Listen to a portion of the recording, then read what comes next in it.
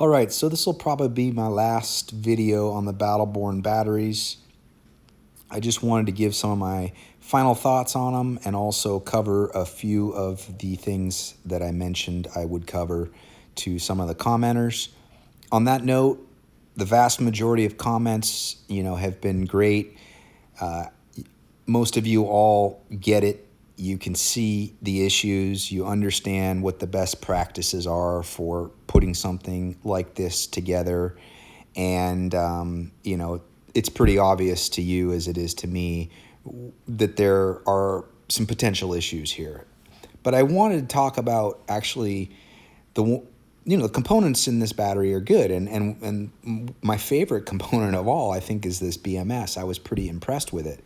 Before I get into that, though, I did want to mention that I had forgotten to say that the negative lug terminal here, that the main wires coming off the BMS are attached to it with an aluminum bolt and two aluminum nuts as well, like on the positive side. The difference, of course, is there's no plastic being sandwiched between them. But you can see that the other bolts are stainless steel, and I suspect that these crimp connectors might also be stainless steel as well, which could cause an issue, and we'll talk about that later. But overall, back to the BMS, you've got your balance leads here with some silicone on them to protect them from vibration and jostling.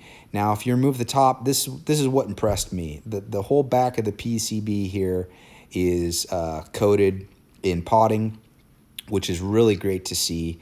It's actually the first time I've seen that on a BMS in these batteries.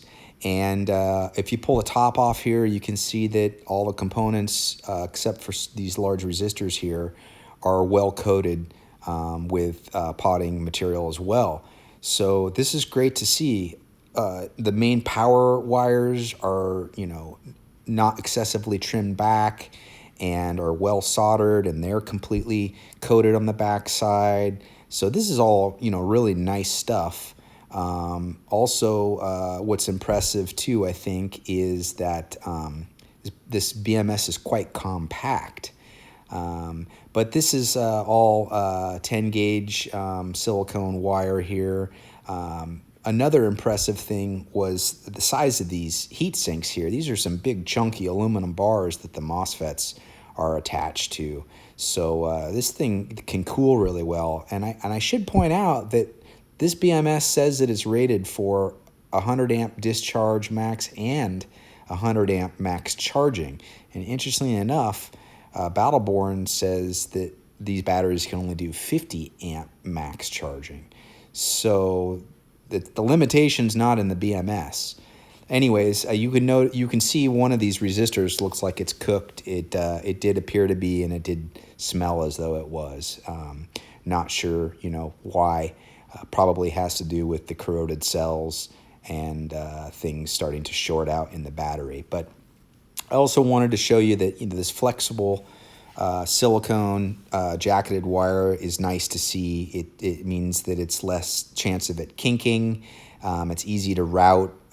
It adds a little bit more cooling, which is great. And again, just overall impressed with the layout of this and how compact it is and how well protected it is. I wish more manufacturers of BMSs would, consider the types of environments that these devices might need to operate in and would protect them for those scenarios. So if it's going in a marine grade battery and there's any chance of the case leaking or water ingress. Now here is that issue again. This is the negative terminal and the bus bar. And I did notice quite a bit of corrosion, dissimilar metal corrosion of the aluminum bolt, which is why I suspect that those ring terminals might be stainless, and stainless and aluminum, not good. Now, here's a comparison of two BMSs. This is the Battleborn on the left here, and this is a BMS on the right. They came out of a similar size and capacity battery, but look at the difference in size. This is why I'm impressed with the one in the Battleborn. Is it's so compact compared to some of the other ones I've seen. And looking at how this one is constructed and how much protection or lack of protection it has, I thought would be an interesting comparison. You can see that the solder joints here are completely exposed. Some of the traces on the back of the board are exposed. And then if you flip it over here to the front where all the components are stuffed and soldered in, you can see there's no protection really on this board. And I did speak with an engineer at this company, and they did confirm that they really only just do a light coating of like 3-in-1 oil on these boards before they leave the factory, and that they didn't expect that to last maybe 6 months, maybe a year. And if there's any moisture in the environment it operates in, you're not going to have any protection anymore. So this is an example where if you get any kind of water ingress into these batteries, all these components are susceptible to damage.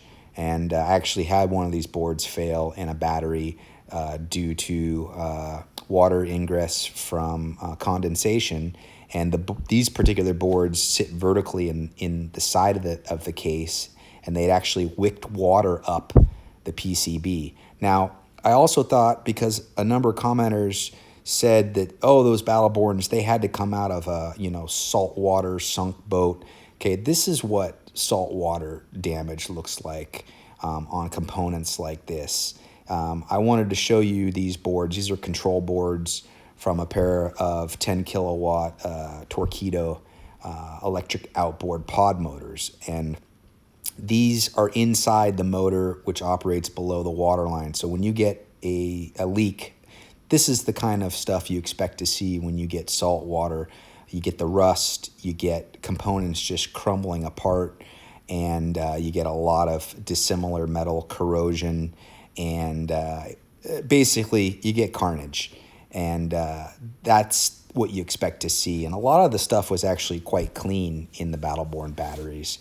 And like I said, the water that came out of the cases, same amount in each one, and it was fresh. I didn't see any signs of any salt. So talking about those cases, if some of you are thinking you might try to repair, I wanted to show you how these cases work. Basically, the tops have a trough inside them, and then the bottom of the case has a ridge, and the ridge fits between the trough of the top, and that's how it sort of gets a double seal, and they're glued together. And so if your batteries are new, there might be a good chance with a heat gun that you can get this glue to melt back into a tacky state and be able to remove these tops without destroying them in order to fix your battery. Now, if you destroy the case, my suggestion is buy a new case. And, it's cheaper than buying a whole new battery if you've got a lot of money, wrapped up in these. And one of the challenges here is these lug terminals are epoxied into the top. So you actually have to dump the battery over in order to get the module out. Now, let's revisit the issue here. It's this positive terminal bar to positive bus bar connection. And you can see that basically you've got this plastic and this nickel sheet here that are being sandwiched by an aluminum bolt.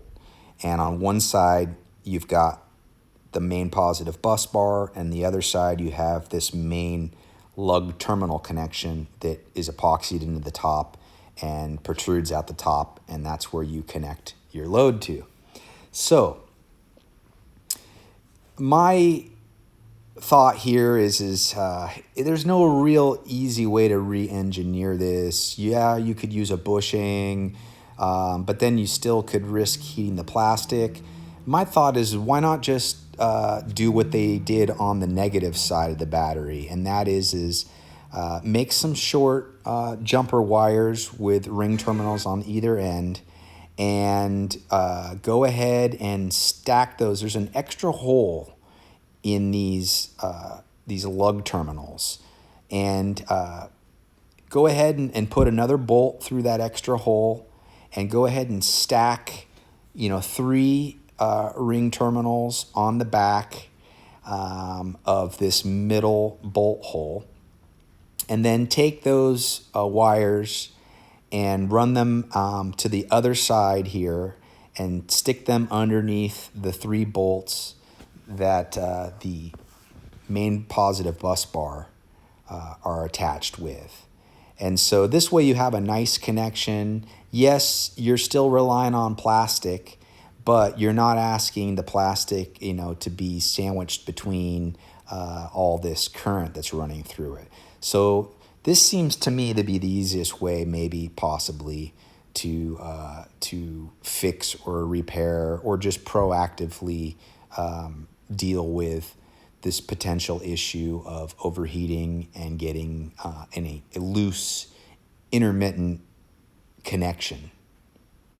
And I should add that the people who should be concerned the most about this potential issue of the connection between the bus bar and the lug terminal are people who are either, discharging and charging at max continuous rates, and or operating these batteries in an environment where there's a lot of vibration or jostling. Anyway, I hope that helps. Good luck, and thanks for watching.